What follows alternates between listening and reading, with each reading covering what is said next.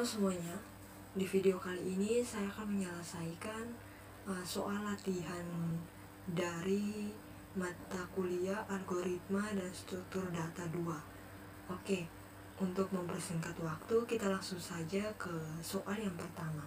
Di sini sudah ada soalnya. Oke, kita langsung saja. Nah, ini soal latihan algoritma dan struktur data 2. Oke, pertama saya akan menyelesaikan soal yang pertama, yang dimana soal yang pertama itu algoritma dengan notasi flowchart dan pseudocode untuk menyelesaikan masalah berikut. Di dalam soal yang pertama ini terdapat beberapa anak soal lagi, yang dimana ada 5 anak soal. Nah, saya akan menyelesaikan soal yang pertama yaitu A. Soal yang pertama ini merupakan konversi suhu, yang dimana terdapat 2 soal lagi, yaitu kita melakukan konversi suhu dari Celsius ke Reaumur dan konversi suhu dari Celsius ke Fahrenheit. Nah, mungkin kita langsung saja ke jawabannya. Di sini saya sudah menyiapkan jawabannya di Word saya. Oke, kita langsung saja ke Word saya. Nah, ini jawaban pertama, yang dimana konversi suhu dari Celsius ke Reaumur. Nah, di sini saya mengerjakan yang pertama itu menggunakan metode flowchart, di mana metode flowchart ini merupakan suatu langkah-langkah yang berisi bagan untuk menyelesaikan suatu program. Nah, di dalam metode flowchart ini terdapat beberapa bagan yang berbeda ya. Ada bagan untuk proses memulai dan mengakhirinya, ada bagan untuk proses inputnya, dan ada bagan untuk prosesnya.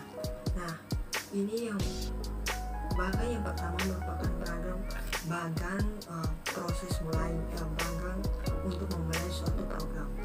Nah, di sini saya menggunakan start dengan menggunakan bahasa Inggris, mulainya itu menggunakan bahasa Inggris ya. Setelah itu di proses yang kedua ini merupakan proses input, di mana kita input nilai. Di sini kita menginput nilai Celsiusnya.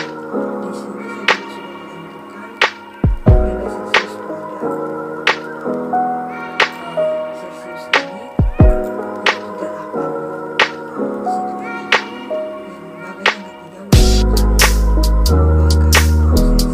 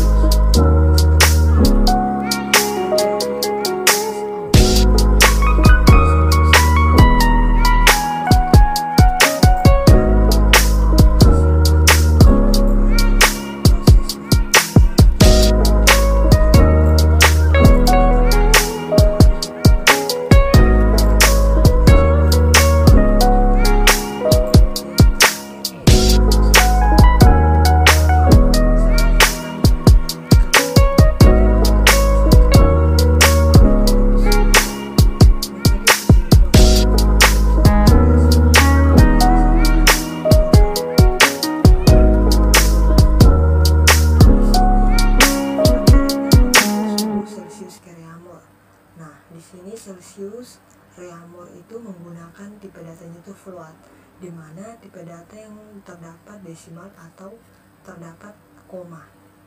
Nah, di sini kita menuliskan nilai Celsiusnya dan akan dibaca Celsius menggunakan huruf kecil semua. Nah, setelah itu kita akan panggil nilai Celsiusnya. Di sini saya sudah menentukan nilai Celsiusnya itu 8. Oke, setelah itu kita masukkan rumusnya dan akan mencetak hasilnya itu hasil konversi suhu Celsius ke Reaumurnya. Nah, mungkin itu saja jawaban saya tentang konversi suhu.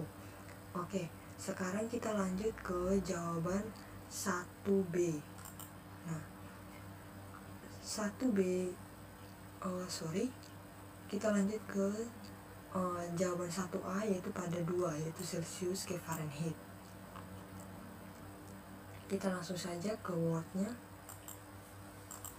Nah, di sini saya menggunakan metode flowchart dulu yang pertama, dimana metode flowchart ini untuk bagan mulainya itu saya menggunakan start, itu bahasa Inggris. Setelah itu di proses inputnya ini saya memasukkan nilai celciusnya itu 4/5. Setelah itu jangan lupa diikuti tanda titik koma. Pada prosesnya ini, bagan prosesnya ini, saya memasukkan rumus Fahrenheit-nya yang dimana 9/5 dikali Celsius ditambah 32. Setelah itu kita akan menampilkan proses outputnya dimana Celsius ke Fahrenheit itu sama dengan Fahrenheit, yang dimana kita mengetik pada bagan prosesnya ini menggunakan huruf kecil semua. Maka pada saat proses outputnya juga kita harus memanggilnya itu menggunakan huruf kecil semua. Dan yang terakhir selesai. Oke, yang kedua ini saya menggunakan metode pseudocode-nya. Nah, di sini metode pseudocode untuk konversi suhu Celsius ke Fahrenheit, di mana yang pertama itu kita menuliskan nilai Celsiusnya dan akan dibaca huruf kecil semua dari Celsius. Nah, setelah itu kita panggil nilai Celsiusnya. Di sini saya sudah menentukan nilai Celsiusnya itu 4/5. Setelah itu kita masukkan Fahrenheit-nya, yang dimana rumus dari Fahrenheit-nya ini 9/5 dikali Celsius ditambah 32. Nah, setelah itu akan cetak hasil konversi suhu Celsius ke Fahrenheit-nya. Oke. Selanjutnya kita langsung saja ke soal yang berikut, yaitu soal 1B. Yang dimana soal 1B ini pertanyaannya itu menghitung sisi miring dari segitiga siku-siku jika diketahui panjang sisi yang membentuk sudut siku-siku. Pitagorasnya itu C sama dengan akar dari A pangkat 2 ditambah B pangkat 2. Oke, kita langsung saja. Di sini saya sudah menyiapkan jawabannya juga. Saya perlu menjelaskannya secara ulang menggunakan metode notasi flowchart dan metode notasi pseudocode. Oke, langsung saja. Nah, ini.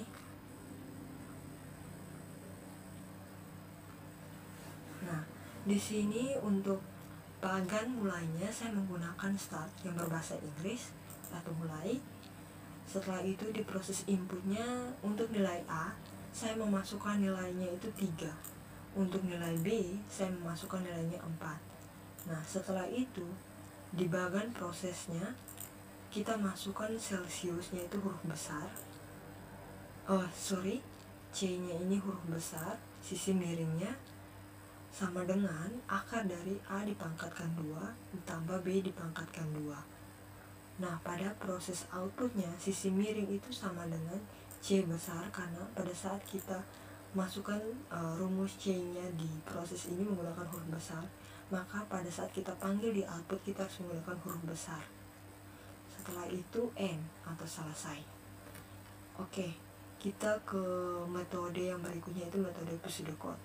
Nah, di sini untuk menghitung sisi miring segitiga siku-siku menggunakan metode pseudocode. Di sini menggunakan tipe integer untuk A, B, dan C-nya. Nah, yang pertama kita tulis nilai A-nya dulu dan akan dibaca A kecil ya. Setelah itu kita panggil nilai A-nya. Di sini nilai A-nya saya memasukkan 3.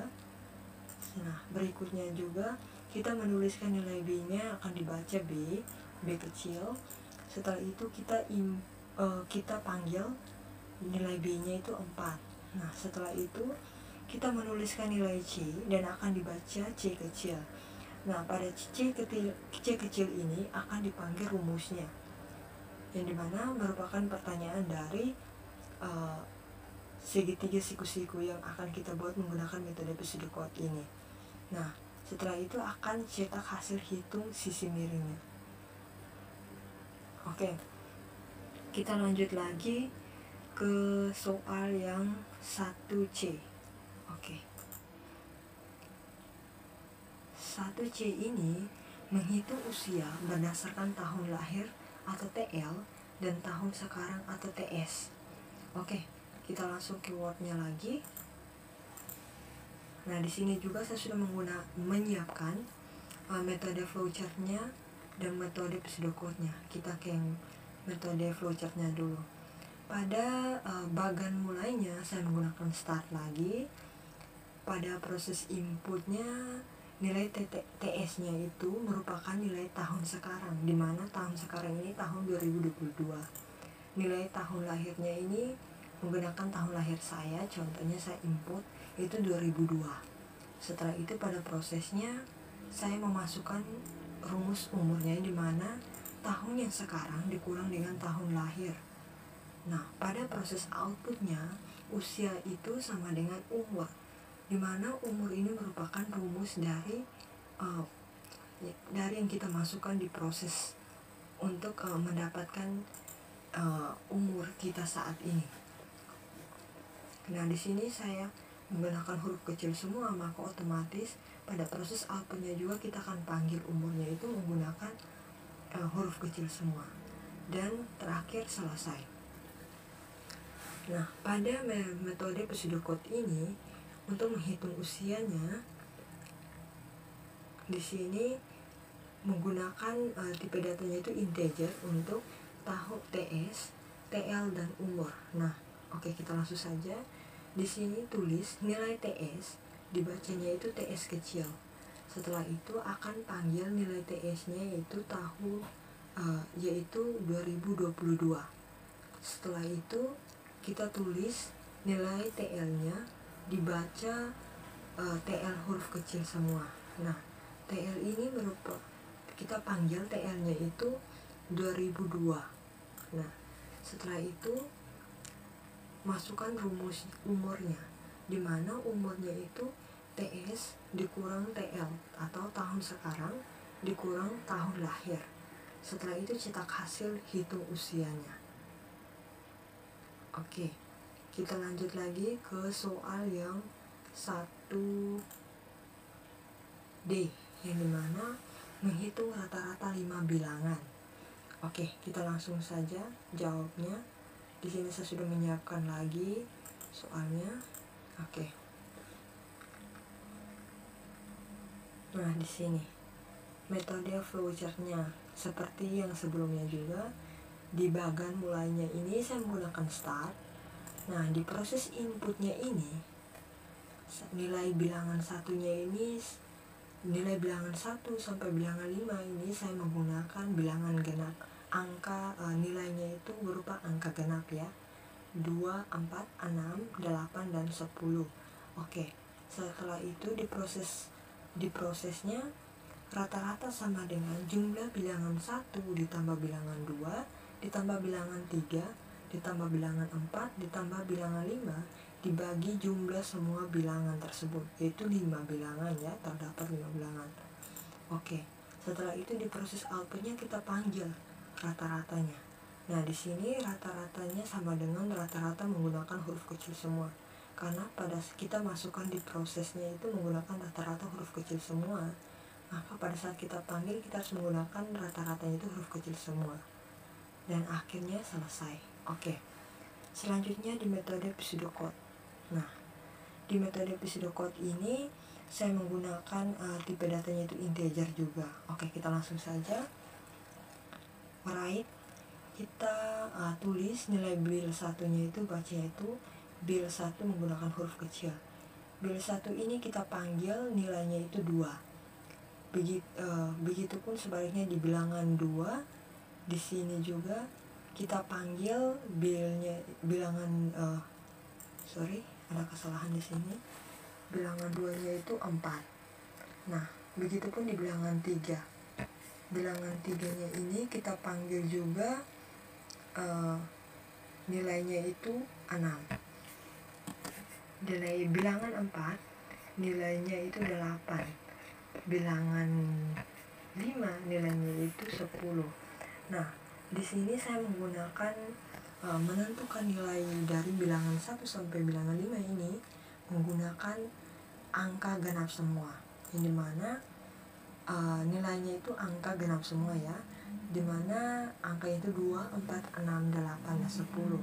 Oke, kita masukkan kita panggil rata-ratanya, dimana masukkan rumusnya, dimana jumlah bilangan 1 ditambah bilangan 2, ditambah bilangan 3, ditambah bilangan 4, ditambah bilangan 5, dibagi jumlah semua bilangannya, yaitu berupa 5 bilangan.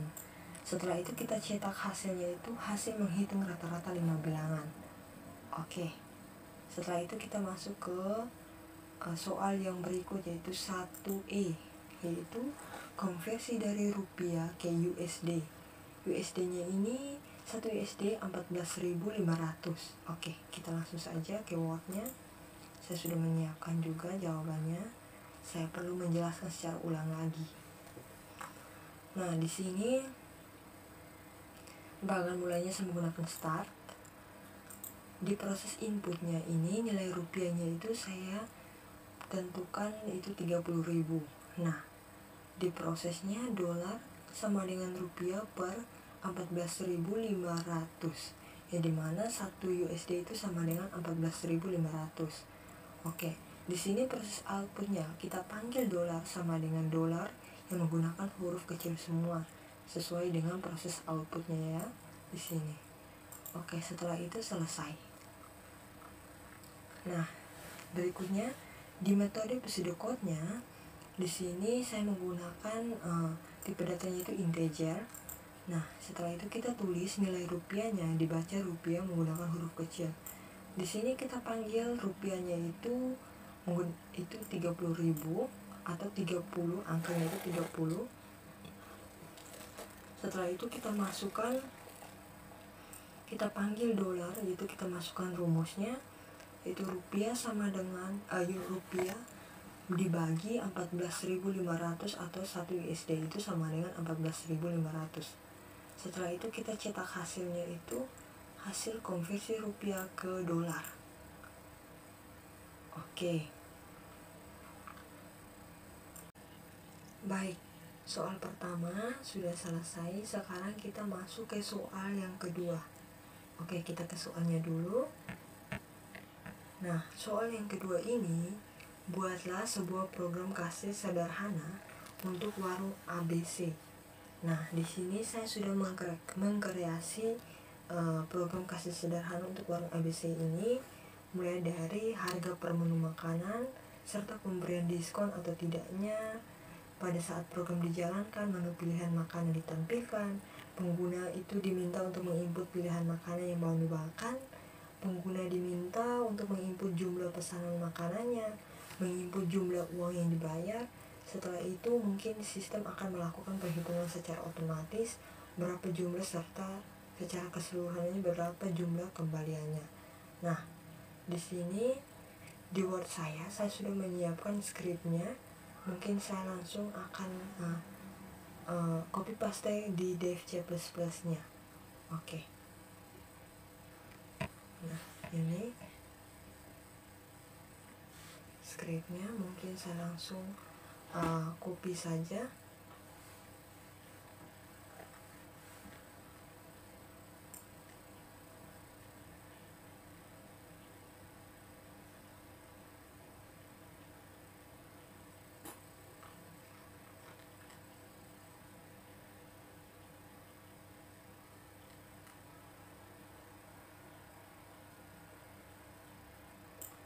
Oke, setelah itu kita copy, kita ke aplikasi DevC++ nya.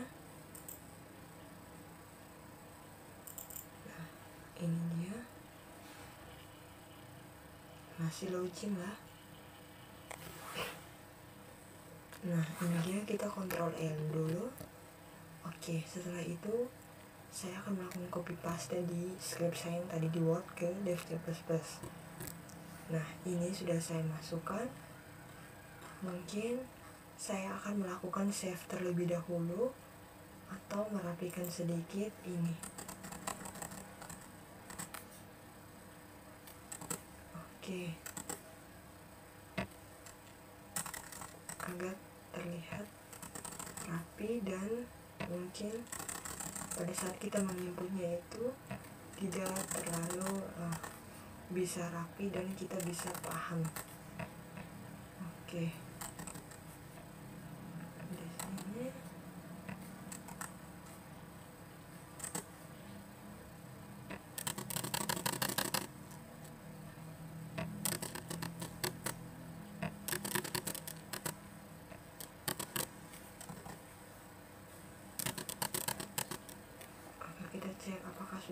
rapi.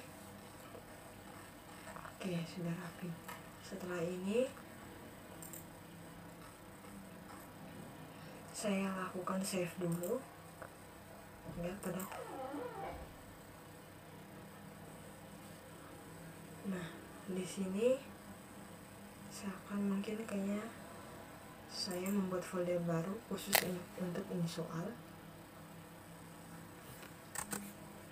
Ini saya masukkan soal ini, soal algo. Oke, kita enter dulu. Nah, di sini saya akan menulis nama filenya itu nomor 2 ya. Oke, kita save. Nah, setelah save mungkin saya langsung mencoba menjalankan ini dengan klik F11 ya, atau compile run. Nah, mungkin sebelum itu saya akan menjelaskan di sini untuk di sini menggunakan tipe datanya itu integer. Nah, di dalamnya itu di dalam intinya ini terdapat kode, price harganya, jumlah, total, bayar, dan kembaliannya. Nah, di sini mungkin saya menggunakan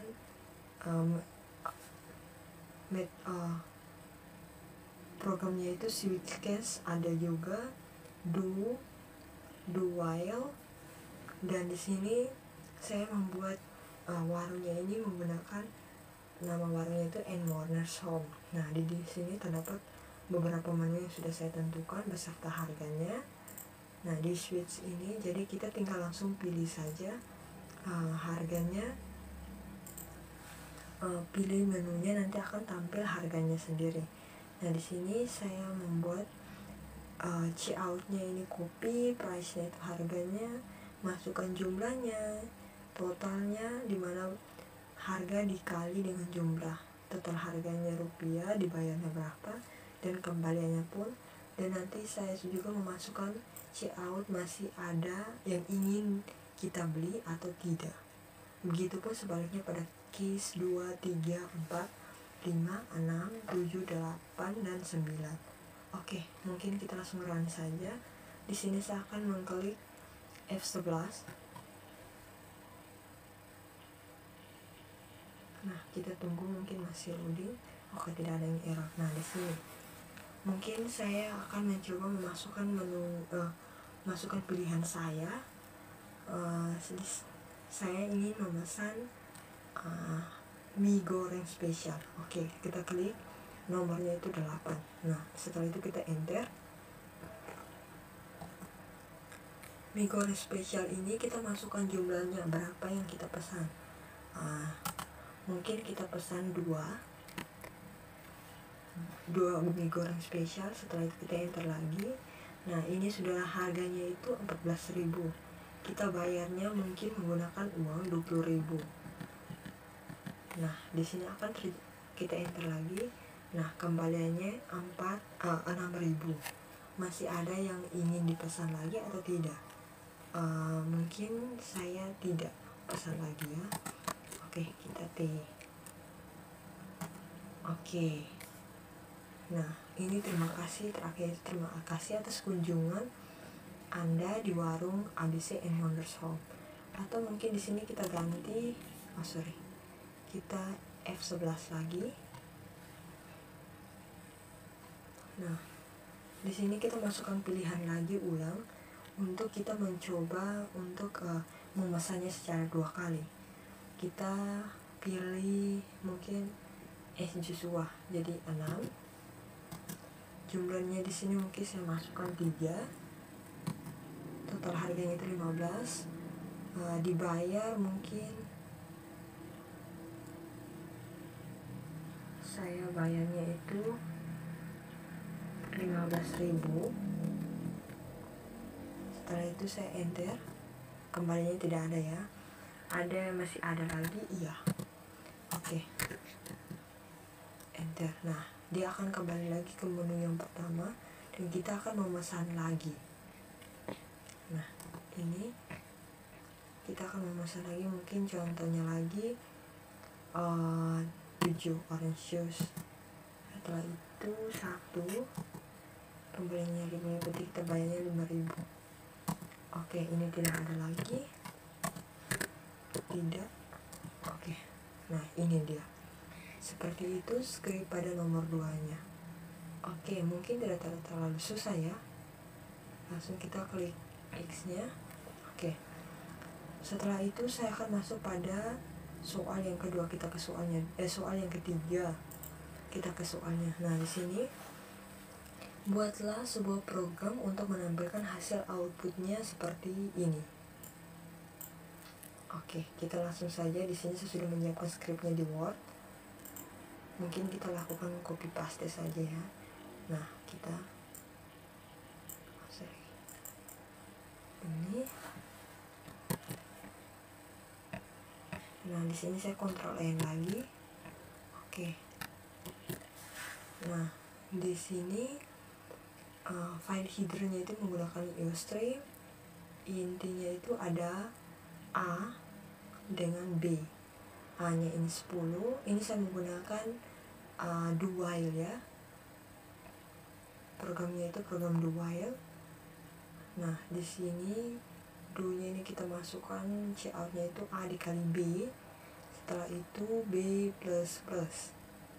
Ya, artinya itu 1 ditambah 1, 1 ditambah 2. Setelah itu while nya itu B itu lebih besar sama dengan A. Nah, di sini A. Oke. Setelah itu kita langsung F11. Oh iya, kita save terlebih dahulu. Di sini saya akan masukkan nomor 3. Save. Kita lakukan save. Mungkin di sini. Oke. Setelah itu kita F11. Mungkin ada kesalahan sedikit ya. Nah, setelah jawaban nomor 3 nya sudah berhasil, kita kembali lagi ke soalnya untuk kita lihat soal yang keempat.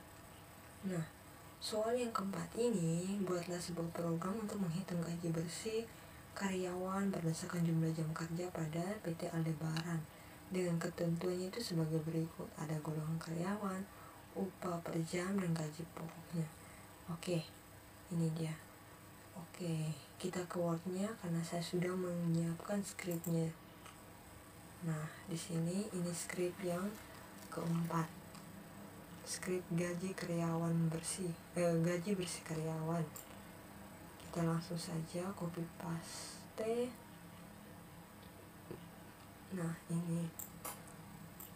Setelah itu kita copy, kita ke Dev C++, kita Ctrl N lagi saja. Nah, ini saya akan masukkan hasil copy tadi. Nah, ini dia gaji, skrip gaji bersih karyawan tersebut. Nah, mungkin saya merapikan sedikit hasil copy paste dari Word-nya agar kita ya terapi sedikit. Oke.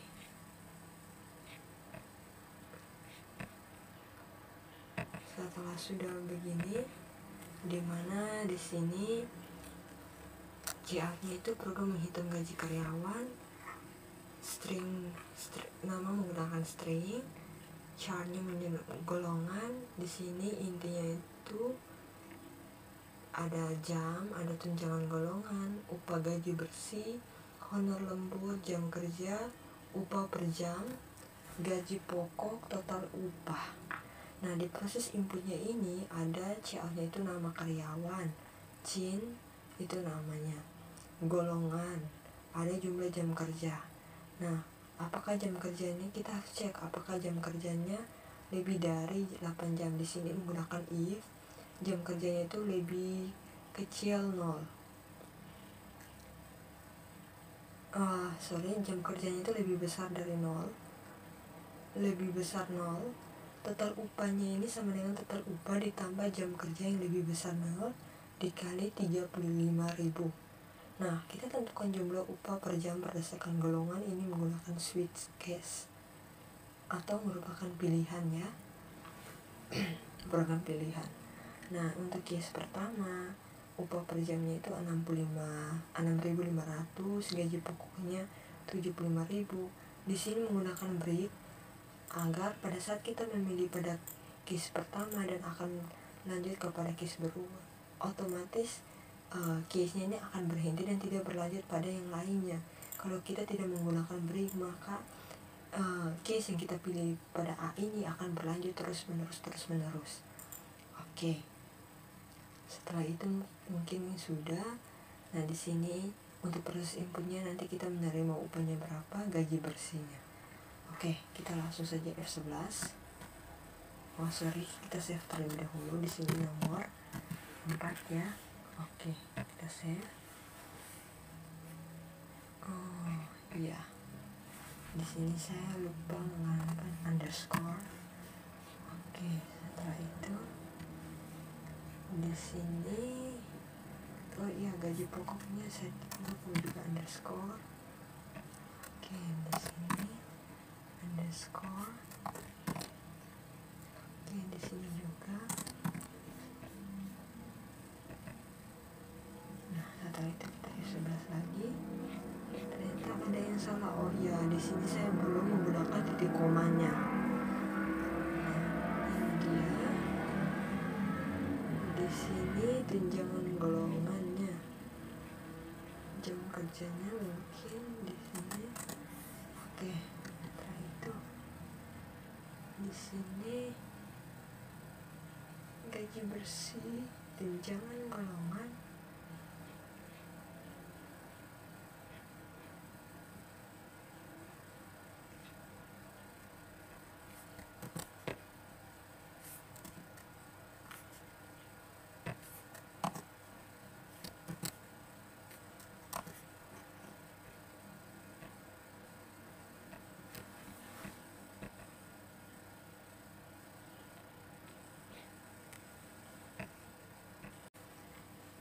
Setelah itu kita langsung compile run dengan mengklik F11.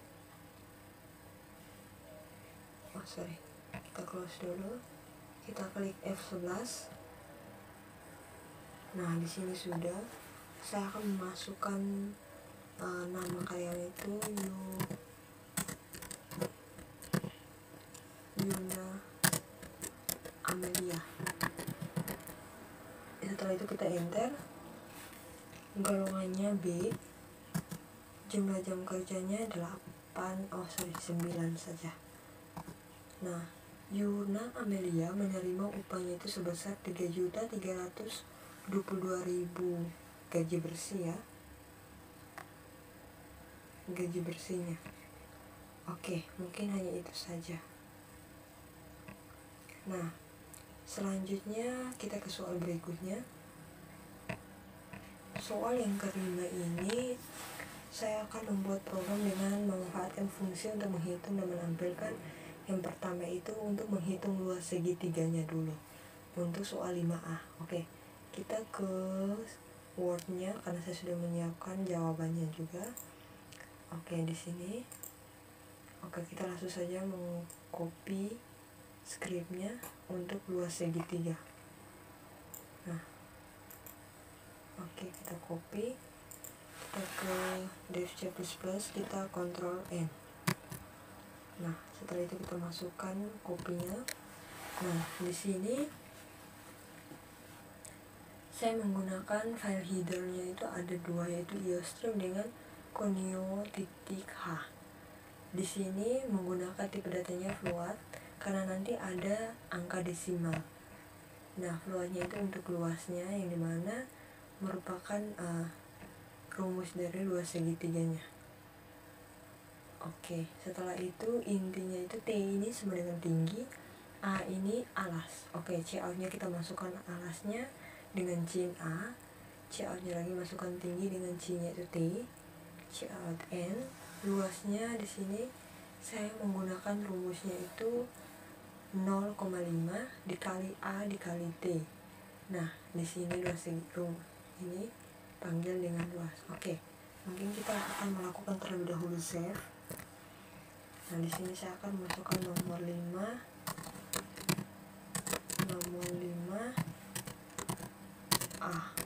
Oke, setelah itu kita save. Nah, setelah kita save, kita mungkin langsung saja compile run dengan F11. Nah, ini muncul. Mungkin di sini contohnya saya memasukkan nilai alahnya itu 4. Nilai tingginya itu 8. Oke. Kita langsung saja enter. Nah, luas segitiganya itu 16. Oke. Kita X. Kita ke soal berikutnya lagi. Nah, soal berikutnya ini 5B, yang dimana fungsi untuk menghitung luas permukaan kubus. Oke, di sini saya sudah menyiapkan Word-nya. Nah, di sini script-nya di Word-nya ya. Oke, kita langsung saja melakukan copy. Oke, kita ke Dev C++. Kita Ctrl N lagi, kita masukkan hasil copy tadi. Nah, setelah ini saya akan menjelaskan terlebih dahulu. Nah, di sini intinya itu S ini sisi ya, floatnya itu luas, P ini permukaan, CA-nya itu program untuk menghitung luas permukaan kubus. Nah, masukkan nilai sisi atau S. Nah, ini C-nya S. Luas permukaannya itu 6 dikali sisi dikali sisi, dan ini dia cout-nya itu luas permukaan kubus dengan sisi adalah. Oke, kita langsung saja save dulu. Di sini kita masukkan nama filenya nomor 5B. Oke, kita save. Nah, setelah itu kita F11. Nah, di sini saya akan memasukkan sisinya itu 6 ya. Kita enter. Nah, luas permukaan kubus dengan sisi 6 itu adalah 216. Oke, berarti berhasil juga. Kita X, kita ke soal berikutnya lagi. Nah, soal berikutnya ini menghitung volume kubus. Oke, menghitung volume kubus. Di sini saya sudah menyiapkan jawaban di Word. Kita langsung copy ya scriptnya di Word ke Dev C++. Nah, ini dia. Oke, kita copy. Kita ke Dev C++. Kita N lagi. Oke, kita copy. Nah, di sini include-nya itu IOStream. Nah, di sini in-nya sisi dan volume. Cout itu masukkan sisi kubusnya, dengan C-nya itu S. Setelah itu volumenya itu, dimana rumus dari volume itu sisi kali sisi kali sisi. Nah, cout volume kubus adalah. Oke, setelah itu kita save dulu. Kita nama filenya itu nomor 5C. Oke, save. Nah, setelah itu saya akan melakukan compile and run dengan F11. Nah, tidak terjadi error. Di sini saya akan memasukkan sisi kubusnya itu 3. Kita enter. Nah, volume kubus adalah 27. Nah, setelah itu kita X. Kita lanjut lagi ke soal berikutnya, dimana soal berikutnya itu kita harus tampilkan hasil dari masing-masing fungsi tersebut dalam satu fungsi utama. Oke, saya sudah menyiapkan jawabannya. Kita langsung saja ke Word-nya untuk melakukan copy ke Dev C++. Nah, di sini. Oke, kita Ctrl C, Ctrl N di sini untuk file baru. Oke, nah kita Ctrl V. Nah, di sini saya menggunakan program Do dengan program switch case atau pilihan. do untuk memasukkan program dengan memanfaatkan fungsi untuk menghitung, yaitu terdapat luas segitiga, luas permukaan kubus, ada di sini kubus, dan volume kubusnya untuk pilihannya. Nah, sedangkan ini untuk masukkan menu pilih, script untuk pilihnya. Nah, di sini switch-nya itu kita pilih dengan keysnya itu 1, 2, dan 3. Di sini untuk luas segitiganya, cout-nya kita masukkan langsung di punya rumus dari luas segitiganya, di mana alas dikalikan tinggi dibagi dengan 2. Setelah itu luas permukaannya juga di mana 6 dikali sisi dikali sisi. Kita masukkan semuanya. Setelah itu kita masukkan defaultnya, di mana cout itu jika kita memilih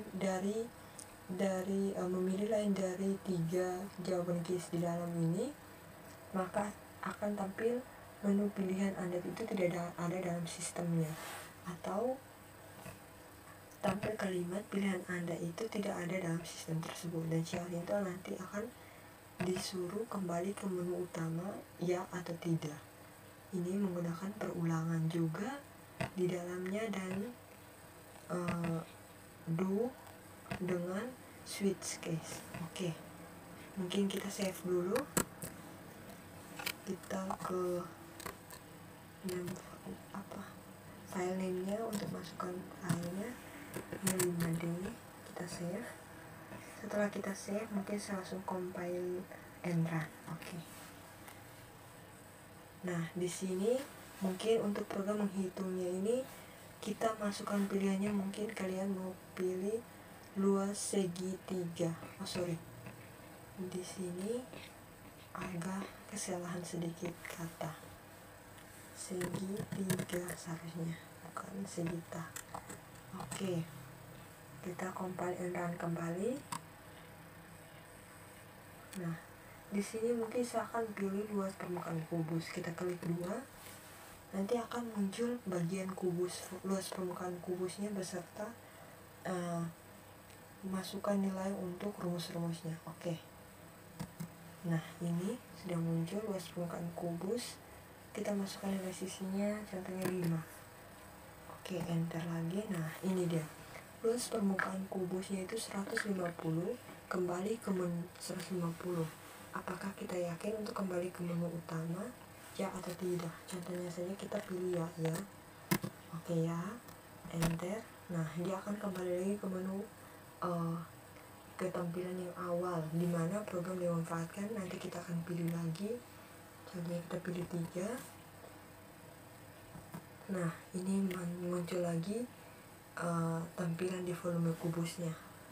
Kita masukkan sisinya 8. Nah, ini dia akan begitu terus menerus. Oke, mungkin itu saja. Saya klik T. Oke, nah ini tidak ada lagi. Langsung kita X. Oke, jawaban nomor 5 sudah selesai. Kita ke soal untuk jawab nomor ke-6. Nah, pertanyaan yang ke-6 ini, buatlah program untuk menampilkan matriksnya itu ukuran 3x3 dengan nilai matriksnya itu ditentukan sendiri. Nah, saya sudah membuat scriptnya di Word. Kita langsung saja copy. Nah, di sini scriptnya ini. Nah, ini dia. Oke. Nah, di sini saya langsung copy ke Dev C++. Saya Ctrl N untuk new filenya. Oke, nah ini dia. Di sini I-nya untuk A-nya ini 3 dan 3, B-nya juga 3, C-nya juga 3. Nah, ini untuk setiap nama dari kolomnya I, J, dan K, karena ada 3 kolom ya, matriksnya itu 3x3 dan barisnya juga 3x3 juga. Nah, di sini menggunakan program for. Nah, di sini kita menginput untuk I-nya itu I sama dengan 0, untuk I nya itu lebih kecil 3, dan I nya itu ditambah I plus, berarti 0 tambah 1 itu masih 1 tambah 2 itu 3, berarti sampai 2 saja. Setelah itu di sini juga begitu pun, 0 tambah 1 1 ditambah 2 itu sudah 3, berarti sampai 3 saja. C outnya kita input barisnya dimana I ditambah 1 dan kolomnya itu J ditambah 1. Setelah itu kita panggil C nya itu A untuk I dengan J, dan S matriksnya itu 3 kali 3. Oke, nah kita langsung saja, kita belum save ya, kita save dulu. Di sini saya akan masukkan nomor 6, kita save. Nah setelah kita save, kita compile and run. Nah sudah muncul ini matriks 3 kali 3. Input baris 1 kolom 1-nya mungkin saya pakai 1, baris 1 kolom 2 nya itu pakai 3 ya. Baris 1 kolomnya yang ketiga itu mungkin 1 lagi. Baris 2 kolom ke 1 itu 2. Baris 2 kolom kedua itu 3. Ini 1, ini 2, ini 1, ini 2. Oke, kita enter. Nah ini dia sesuai dengan baris dan kolomnya, yang dimana barisnya ini, kolomnya ini.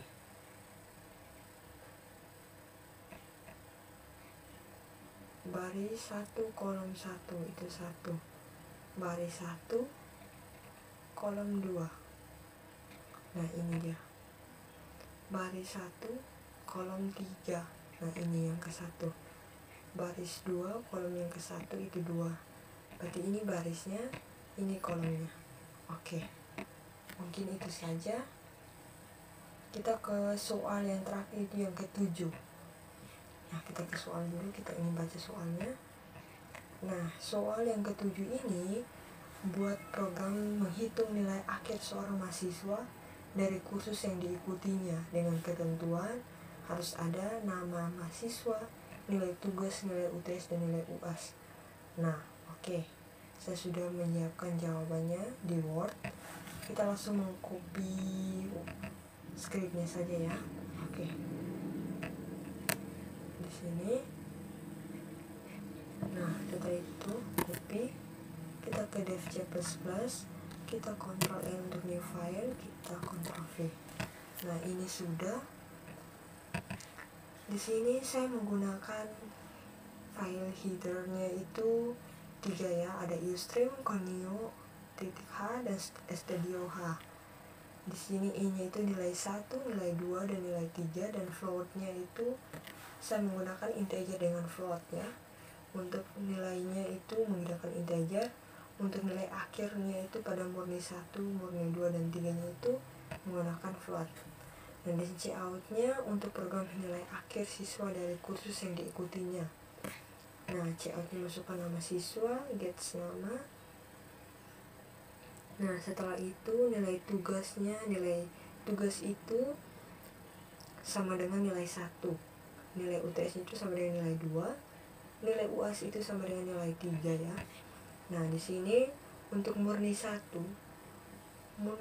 sama dengan rumusnya itu nilai 1, yaitu nilai tugas ini dikali 30 per 100 dalam kurung float. Begitupun sebaliknya pada murni 2, nilai 2 itu dikali 30 per 100 dalam kurung float. Murni 3, nilai 3 dikali 40 per float dikali float 100. Nilai akhirnya ini kita harus menjumlahkan dari nilai dari murni 1, murni 2, dan murni 3. Nah di sini akan tampil cout-nya siswa yang bernama siapa, nilai akan tampil proses outputnya nanti. Siswa yang bernama siapa dengan nilai yang didapatkan, nilai murid tugasnya, nilai murni UTS, UAS-nya. Jadi siswa ini nama ini memperoleh nilai akhirnya itu sebesar berapa dengan tingkatnya berapa. Nah di sini saya menggunakan program if else. Nah ini dia, yang dimana ada if else ini pada menggunakan grade-nya, tingkatnya. Ada untuk tingkat pertama itu grade A itu untuk 86 ya, grade B nya itu 76, C nya itu 66, D nya itu 56, dan E nya itu 50. Oke, setelah itu kita lakukan save dulu, baru kita compile and run. Sini nomor 7 ya, 7 kita save. Setelah itu kita compile and run. Oke, tidak ada error ya. Nama siswanya mungkin sama masukkan